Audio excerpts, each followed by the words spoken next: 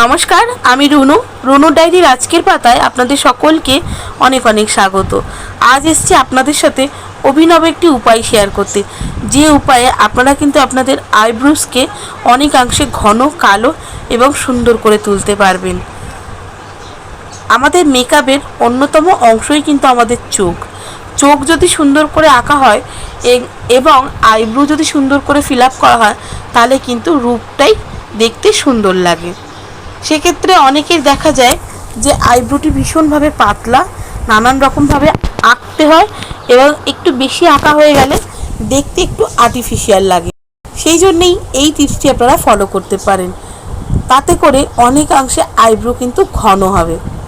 একটা পেস্ট তৈরি করবেন, যে পেস্টটি তৈরি করতে লাগবে হচ্ছে 1 চামচ ভেসলিন, 1 চামচ ক্যাস্টর অয়েল, 1 চামচ নারকেল তেল। এই তিনটেকে একসাথে মিশিয়ে একটা পেস্ট তৈরি করুন।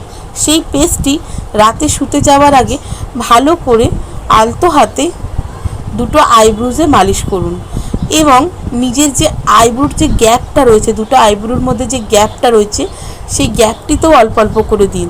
তাতে করে জোড়া আইব্রো হতে সাহায্য করবে এবং আইব্রোসগুলো অনেক ঘন হবে, কালো হবে। তো কেমন লাগলো আমার এই টিপসটি অবশ্যই আমাকে কমেন্ট করে জানাবেন। ভালো লাগলে একটা লাইক করে দেবেন, অবশ্যই বন্ধুদের সাথে শেয়ার করবেন, সাবস্ক্রাইব করে বেল বাটনটা প্রেস করে রাখবেন, যাতে আমি যখনই নতুন কোনো ভিডিও দিই না কেন সেটা সরাসরি আপনার কাছে পৌঁছে যায়।